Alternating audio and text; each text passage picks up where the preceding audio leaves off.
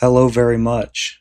Welcome back to the channel. Today I'm going to be breaking down UFC Vegas 120, Matthew Gamrot versus Quillan Salkilld. I am half asleep right now, and also I'm gonna say this: some of these picks might change. So if you're curious for my final picks, just look on like Friday on my Twitter. I'll post my final picks if anything changes. Cause dude, this card's weirdly challenging to predict for some reason. I'm struggling with fights I shouldn't be struggling with. But first fight of the night, Gigi Canuto versus Carol Foro. This just got added literally today. The Ultimate Fighter spoilers, I guess, too late. But Carol Foro, Contender Series, NPC, Gigi Canuto, Melisano victim.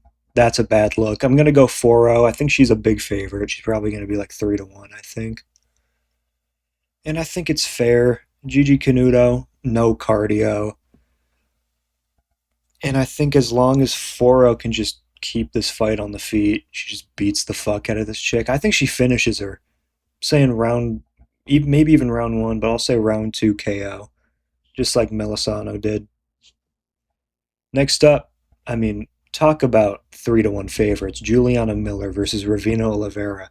You know how bad you have to be? This is my whole breakdown. You know how bad you have to be at fist fighting to allow Juliana Miller to be minus 325 against you? The 4-4 legend that is Juliana Miller. You have to be like comically terrible at fighting to be plus 255 to Juliana Miller. You guys ever seen the clip of Drewski throwing the 1-2 that everyone makes fun of? That's deadass how Ravina Oliveira fights. That's all she does. Just the widest, loopiest, .5 speed 1-2 you've ever seen in your life. Now, is Juliana Miller garbage enough on the feet to get hit by that? Yes, most certainly. However, is she also tough enough and a good enough grappler to just tank it, get a body lock, take this chick down, sub her? Yeah, I think so. Juliana Miller has grappling wins over like Bia Mesquita and Fatima Klein, and you guys know Fatima Klein is that bitch, so. And honestly, all jokes aside, Bia Mesquita having a grappling win over the Lady Goat. Axel MMA said this on his Patreon. Go follow him on Patreon, by the way. It's free. He's a dog. They don't call her the Lady Goat for nothing. You know what I mean? That nickname's not some like hyperbole, if you will. Like, she is a god tier level grappler, and Juliana Miller holds a W over her. If this fight hits the ground, it should be over shortly after. Ravina Oliveira is not UFC level. And Juliana Miller, I know it's funny because she's 4-4, but they tried to throw her to the wolves the last time out. They're like, ooh, we have this cool fighter in Carly Giudice. She's coming off a finish win over that Cagliari chick. We're going to try and promote this girl, make her a star. And Juliana Miller, like, kind of scared everybody in that fight. You know what I mean? Carly Giudice was like minus 700. People were picking her by KO. This girl, Juliana Miller, got her back a couple times, and everyone was kind of shitting themselves. So, now, with all that being said, she's terrible. I don't want you guys to think, like, oh yeah, dude, go lay minus 325 on Juliana Miller. Don't. But, you know, I feel like she's a pretty safe-ish pick. Still low confidence because she's garbage, but it's the pick you have to make. It's one of those. Speaking of picks I feel like you have to make, Miles Johns versus Jesse Rosas, the Mager of the Rosas family. You can't tell by this picture because he is in fact blacked out, but this is Raul Rosas Jr., Chi Wee Wee's older brother. And that's kind of why I'm picking Miles Johns in a roundabout way, because the only reason this guy Rosas has a job in the Ultimate Fighting Championship is because of his last name. No Contender Series, no Ultimate Fighter, just signed upright as if he didn't lose by sub to a jobber 2 years ago. And he's like very inexperienced, no good wins. Nothing really stands out. His wrestling's pretty mediocre. His grappling looks somewhat okay. His striking's probably better than anything. But is it, though? His striking's shit, too? I don't know. It's just one of those fights. I haven't seen anything from Rosas regionally that proves to me he's good. but I guess you can't fight anyone until you fight anyone. I'm going to go Miles Johns by decision. I think he's the better wrestler here, and he should just keep the fight on the feet, land the bigger shots, but don't don't be confident in Miles Johns. He doesn't fight for your money. He looked historically bad last time out against Daniel Marcos, who I don't even think is that good. I've always been pretty low on Daniel Marcos. And dude, Miles Johns made Daniel Marcos look a whole lot better than he really is. So if that's the Miles Johns that shows up, this could get real interesting. But the Miles Johns that fought Matsumoto should pretty easily cruise to a victory here against Rosas. DII higher, Jesse Rosas. Next up, Manuel Sosa. These bitches love Sosa versus Richie Miranda. Richie. Nobody understands that reference. I'm going to go Manuel Sosa here. I don't know if I can justify him being 3-1, but Richie Miranda does block punches with his face. His striking, specifically defensively, is pretty lackluster. And that's just not a hole in your game you can have when you're fighting Manuel Sosa. You know what I mean? Also, Sosa just pulls shit out of his ass. Right? 1-1 against Balagioki, randomly chins him. Hoofy's dropping him all over the place, masterclassing him, randomly drops him. You know, he's down 2 rounds against that one guy, chins him in round 3. It's just, he has that fluke ability. And Richie Miranda, I just don't think is dangerous enough on the feet to warrant respect from Sosa. I think Sosa stuffs the takedowns, kind of just out-athletes him, poses his will. Some Lucas Tracy shit. Backs Miranda up, lands a big shot in round 1 or 2. I don't think he's going to have to pull shit out of his ass this time, like he has recently. I think he'll just kind of beat the piss out of Richie Miranda. Miranda's good. This is just a tough matchup. Next up, like, what the fuck even is this fight? Louis Southern. There's a big, like, streak now on this card coming up of just, like, not really a streak. It's just the next 2 fights, actually. What was I thinking of? Oh, yeah. I mean, like, what the fuck, dude? Like, I'm just not picking Jose Montana. I'm just not. Louis Sutherland's nothing special, but I picked him last time against Tuivasa. I said he would just shoot a takedown, which he did. His scrambling looked pretty good. He fought to stay on top. He was rolling and shit. He's pretty athletic and aerodynamic for a creepily built tub of lard. And I think if Montana doesn't just sub him in a round, I think this is all Sutherland. I just don't like you being a jiu-jitsu nerd at heavyweight with bad wrestling. I know I just described Walter Walker, who subbed Louis Sutherland in a round, but Walker is like a physically imposing, solid athlete specialist with 1 submission. Or I guess 1 type of submission, if you will. Montana's just kind of a fucking drone. And until he proves to me he can get takedowns and get submissions at the UFC level, I'm just not picking him. Even against someone as painfully mid as Louis Sutherland. So I'll go Sutherland. I want to say decision for some reason, with him just winning a scramble, ending up on top and blobbing him. But just because Montana's so unproven and is such a bot, I'll go Sutherland KO. Next up, DR Nurgazai versus Bruno Lopez. 2 fighters that aren't UFC level, flip a coin. If this fight hits the ground, Lopez gets a sub. If this fight stays on the feet, Nurgazai chins him. I could see a weird world where they just kind of blob each other against the fence as well, but I hope that's not the world we live in. I'm going to go DR Nurgazai. Fight starts on the feet. Hopefully he just lands a shot before he gets taken down. Lopez isn't like a great wrestler, which you don't need to be to get Nurgazai down, I feel like, but this guy Lopez is chinny. He's more chinny to the chin than Nurgazai is chinny to the submission. You know, like, this guy Lopez just can't take a shot. He has a stupid nickname. The knockout loss to Navajo Sterling at the time was like, wow, who gets chinned by Navajo? But nowadays, that's not that bad. So who? I mean, who doesn't get chinned by Navo, right? Future champion, big Nav. But I'm going Nurgaja. I think he just lands a kick, maybe a right hand before Lopez can even get a takedown. I'm hoping that's what happens. I don't know, dude. Flip a coin. I'll go Nurgaja KO. Hopefully round one. Next up, finally a good fight. Steven Asplund, Attack on Titan, build Asplund, Concrete versus Guillermo Pat, that fucker.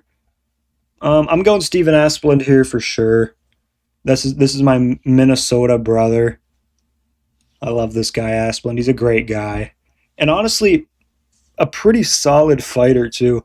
Going into his last fight against Vitor Petrino, I was banging the drum. I was saying, dude, this guy Petrino's gonna smoke him. This isn't even competitive. I called him a lock, and you guys know I am the most unconfident bitch ever when it comes to predicting fights. So when I call someone a lock, dude, I really mean it. And I deadass thought Petrino was going to go in there, club and sub him easily, knock him out, sub him, whatever he had to do. I really thought he was just miles better everywhere. And yeah, he won, but I thought Asplund made a good account for himself in that fight. He really impressed me. Sean Sharaf, that win doesn't really impress me. He did what you should do against Sean Sharaf, and honestly, I think it took him too long, too many punches, but that's kind of his game. He's a volume guy, which I actually like in this matchup. I think Pat, especially if we get the version we've been getting, I think he's going to be looking for single shots. And for every low kick, for every overhand, every jab he throws, Asplund's going to be throwing 1, 2, 3, 1, 1, 2.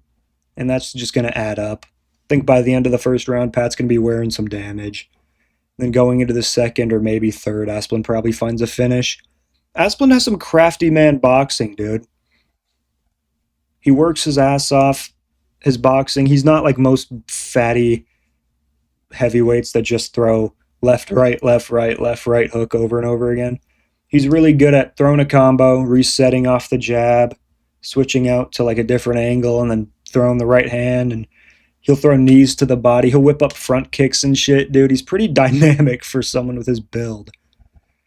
You would think Guillermo Pat's the one whipping up front kicks and throwing volume, but no, he just kind of fights like CLD, but like without actually striking, if that makes sense. Like the CLD that was fighting Petrosian or whatever, that was just kind of emoting and doing bullshit and losing at range. I'm going to go Asplund. I'll say round 3 KO, but KO nonetheless. I think Pat just doesn't throw enough. And if you fall behind quick against Asplund, it's just going to be bad. I think barring some fluke KO, Asplund has this in the bag. Pat, another thing about the Petrino fight, Asplund's takedown defense actually looked way better than I thought it was. I thought if Petrino shot a takedown, he would win instantly. But Asplund's a dog. Asplund really fights to stay on the feet, fights to get back up. I don't think Pat's like some submission artist or anything, so I'll go Asplund KO. Next up, first fight on the main card. This might be the best fight on the card other than the main event. Ty Miller versus Billy Goff. They're kind of disrespecting Billy Goff online, man. You know, what's the saying? A wise man never speaks ill of Billy Goff. Billy Goff's fucking dope, dude. I'm sick of seeing the hate. This guy Goff is cool as fuck. I'm going to pick Ty Miller. Similar thing to the last one. I just think Ty Miller's going to be, not because of Goff's low volume, but because of Miller's volume early and the strikes he's going to land. I think if Goff doesn't chin Ty Miller in the first 2.5 minutes, he's going to be wearing that jab. Miller's going to be digging shots to the body. He'll be throwing elbows. And Billy Goff's just going to have to work so hard to get into range against that sticky-ass jab of 6'2" Ty Miller. Miller, you can hit Miller, but he has good eyes for the most part. I feel like he's a hard guy to put away. A lot of volume. Like I said, he'll stick that jab on Goff, and I think eventually he'll sting Goff. Goff will shoot a sloppy takedown, get stuffed, and maybe ground and pounded. Or maybe just get stuffed and then TKO'd against the fence. End of the first, start of the second, maybe. Ty Miller's jab is just so fucking sticky, dude. It's so nice. I've been on the Ty Miller train before anyone else, man. I was glazing this guy coming off the Contender Series last year. He was on the same episode as Susurkayev, Tung Tung Tung Susurkayev. And you can look through the archives, dude. I tweeted, I said my week, whatever, I think it was week one, rankings for the Contender Series. And I put Ty Miller 1, Susurkayev 2.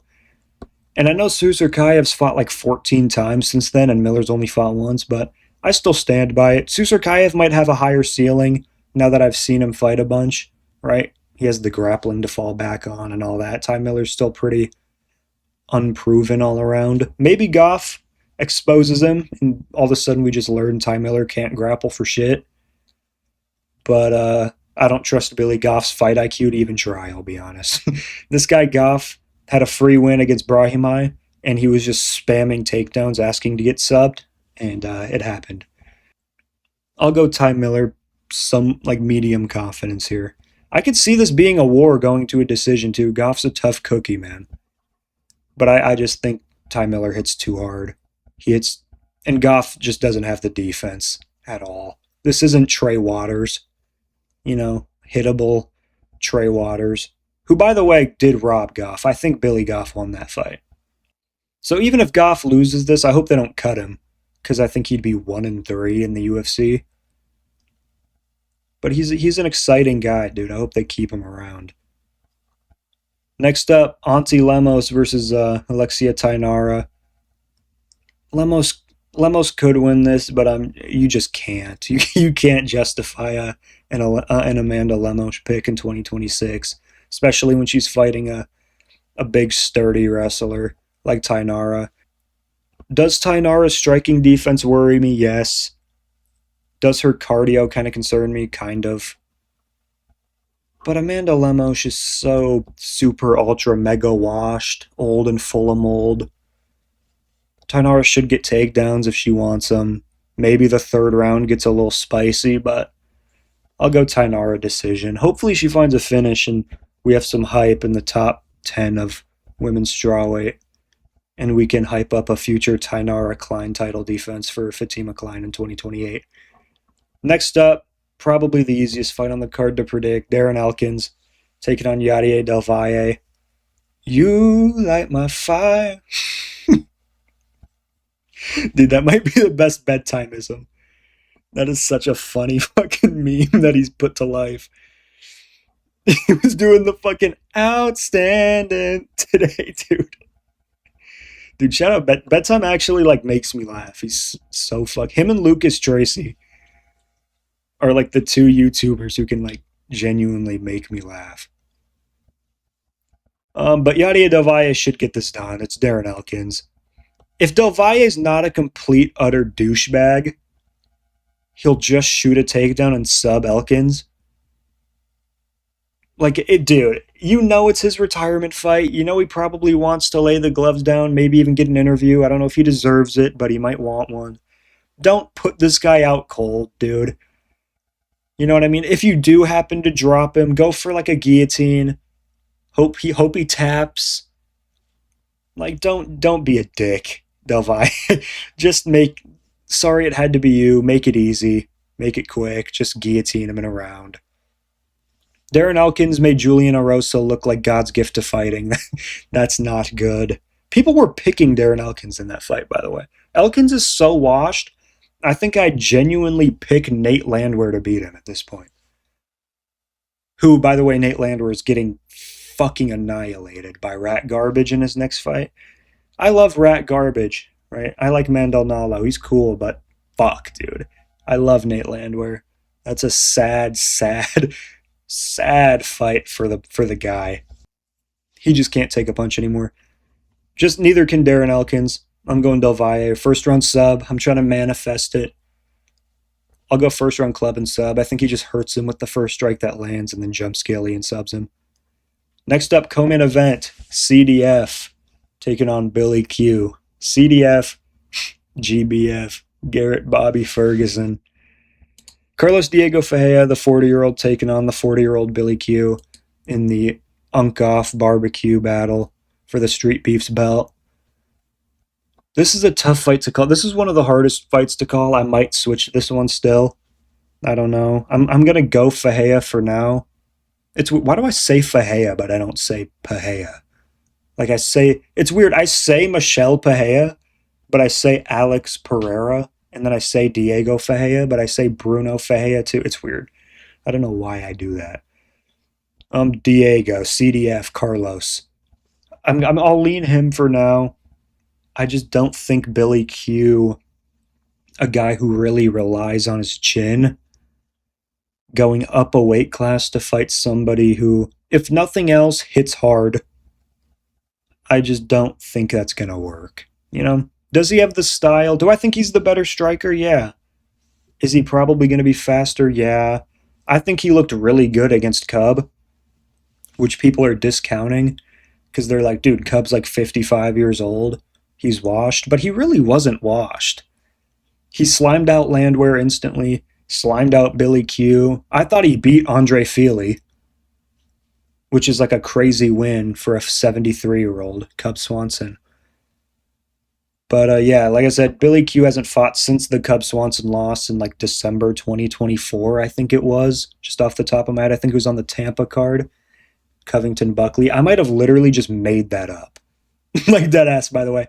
It is 11 p.m. I need to go to bed. I dead ass might have just straight up made that up. But Cub Swanson slimed him out bad, and now he's moving up a weight class over a year and a half later to fight a power puncher who's like a really solid grappler too. I think these odds might be a little wide, but Fahea as a there I go again. Fahea as a favorite makes sense to me, I guess, dude. The activity, I like that he hasn't taken a year and a half off after getting chinned by Cub Swanson to move up a weight class to fight a power puncher. Fahea was looking good against Hernandez until he wasn't. He chinned MJ. I don't know, dude. They're both just so old. I'll go Fahea for now, but stay tuned to my Twitter. I might switch it. Next up, main event, hardest fight on the card to predict, in my opinion. Because there's just so many unknowns, you know? There's so many dynamics that can play out in this fight.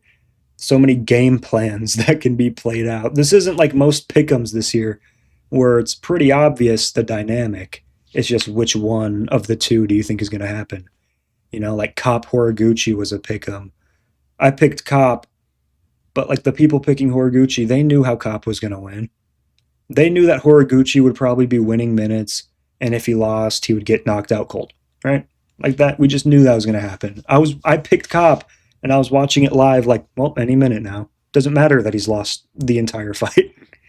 You know, Fiziev Torres, like we knew the dynamic there. If Fiziev didn't just get randomly bonked, he was going to win. That's as simple of a breakdown as you needed. Do you think Torres chins him in the first 7 minutes or no? But this one's so tough, man. Salkild's a big lightweight, and he is a wrestler. That's what people aren't mentioning. They're talking about him like he's this stand and bang brawler with a lot of power. But he is a wrestler. He's shot on everybody he's fought, other than Jubilee, because Jubilee lasted 4.5 seconds. I can relate. But Quillan Salkild's gonna wrestle here. Like he will. People are saying, oh, he's just gonna stuff the takedowns, keep it on the feet. That's not how he fights. If when Gamrot shoots on him, Salkild's not just gonna stuff disengage, dude. He's gonna try and take Gamrot down. You know what I mean? If he gets Gamrot backed up and Gamrot's like fainting at him and shit, Salkild's just gonna shoot. Like he just will. And that's interesting because Gamrot can also be taken down. I've seen Gamrot lose scrambles. When Gamrot fights good grapplers, this is going to be a really long breakdown. So if you're just here for the pick, I'm sorry. I'm picking Quillan, I think. But again, stay tuned for the Twitter on Friday. I might switch to Gamrot, but right now I am leaning Quillan if you just want the pick. Now, back into this. When Gamrot fights high-level grapplers, he does lose scrambles, and all of his fights are close. You know what I mean? Notice how every Gamrot fight is just a robbery, either way. Gamrot Hooker robbery, Gamrot Turner robbery, Gamrot Sarukian robbery, Gamrot Guram Gudaladze robbery. Like, I just don't like that. He fights on very slim margins because he doesn't do damage to people who have a good get up game. And I like that Salkilld fights off his back foot. I think that's actually okay in this fight. Because when this fight first got booked, I was like, oh, dude, the way you beat Gamrot is by constant pressure and just get in his face. But I think Salkilld fighting behind the black line. If Gamrot shoots on him, he can use the fence to just wall walk and stand back up. Gamrot has a very hard time holding people down against the fence. They always stand back up, break the grip, separate. I think Salkilld can hit a switch. I think Salkilld can sweep. In the Oliveira fight, he got that omoplata or whatever. And I don't even grapple, but even watching that live and rewatching it, dude, my eyes are closed right now. That's how tired I am. But rewatching that sequence specifically with Oliveira, this dude Gamrot like just gave away all the leverage and ended up getting his back taken. It was a really weird sequence, like low IQ positional awareness or lack of positional awareness by Gamrot. And I think Quillan has the ability to create space and kick off if he needs to, chase a triangle to get space, pull Gilly if he wants to.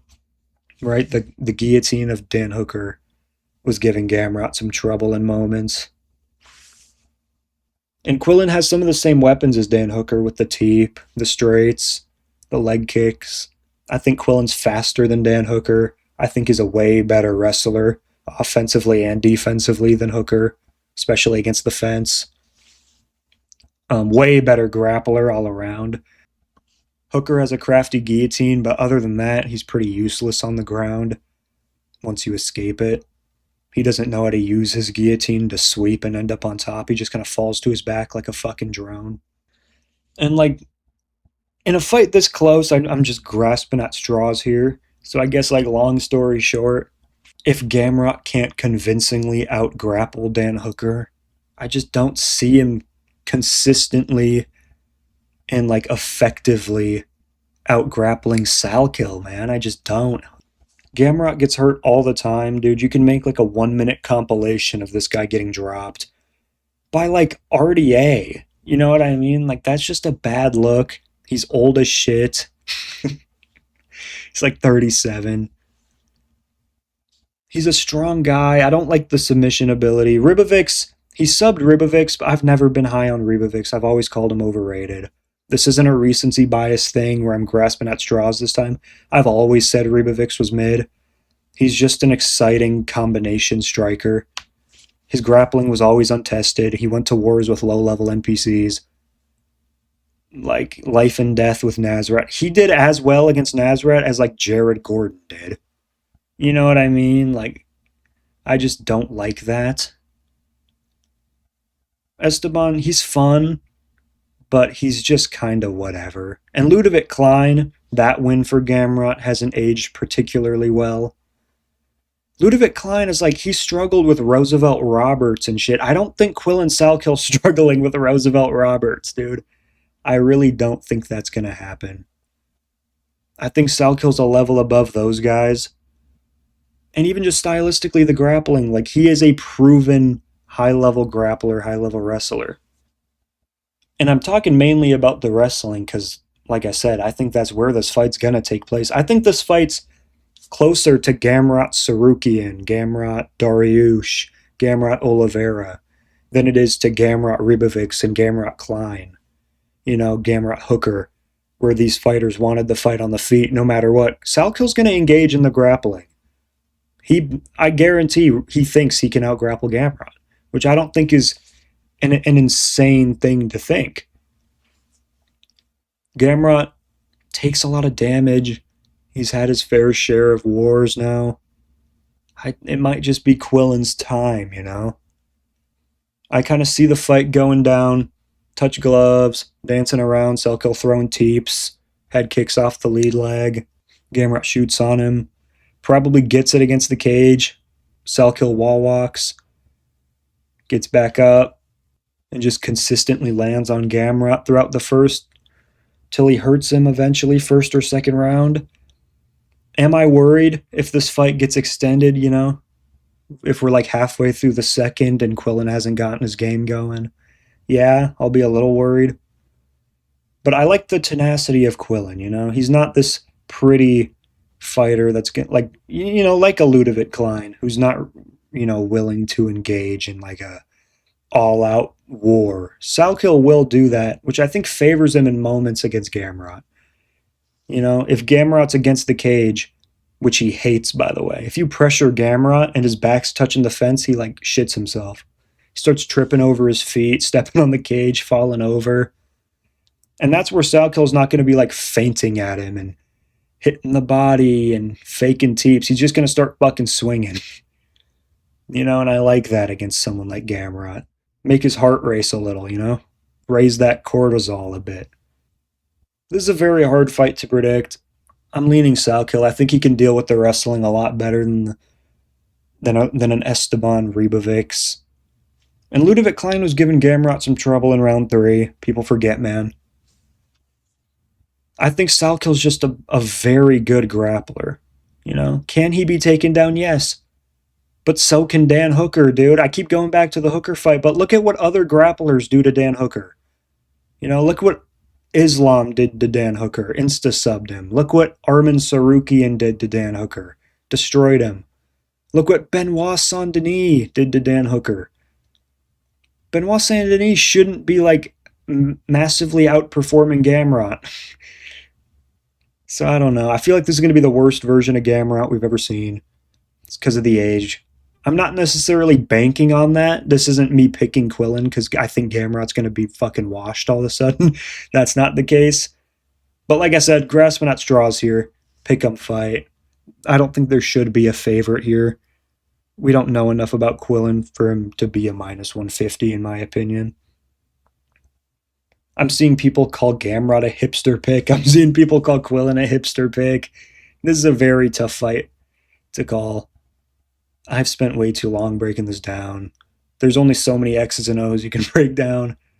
I think Quillan knocks him out. I think he lands some good body shots. Gets Gamrot against the fence eventually. Starts swinging, lands a big hook. Gamrot goes down. Quillan circles to the back. And I think he subs him, honestly.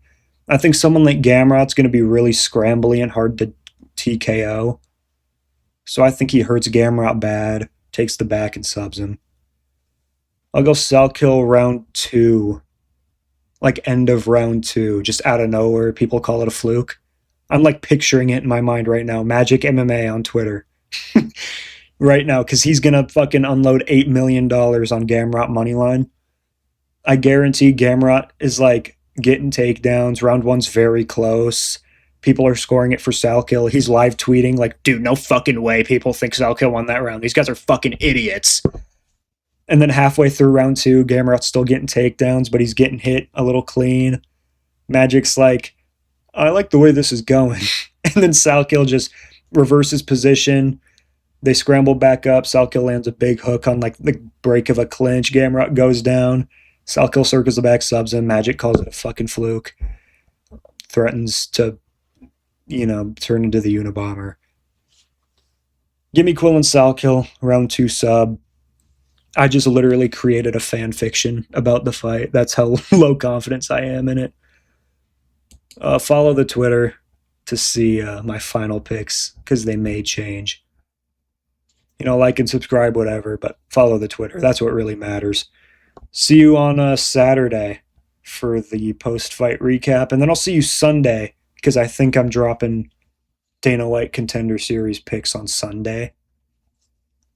I think I should have the fights nice and researched by then, I would hope. I know I post these prediction videos late, but it's because I really am like nerding out over this shit, dude. All day at work, I'm thinking about the dynamics of fucking Quillan Salkilld and Gamrot. So, and that would be corny and lame if my prediction rate wasn't fucking very good. So no one can talk shit to me. I'm consistently only getting 1 or 2 fights wrong a card. So until I have a massive fall off, get off my nuts. Who am I talking to? Nobody's on my nuts. Yeah. Recap video Saturday. DWCS predictions Sunday. I don't know if I'm going to make a recap video for the Contender Series. That seems a little overboard. I'll probably just live tweet about it. So, yeah, next week is the generational pay per view UFC 330. See you for those predictions, probably same time next week. Rest in peace, Alan Nascimento. Prayers to Danny Silva. Fuck you, Dana White.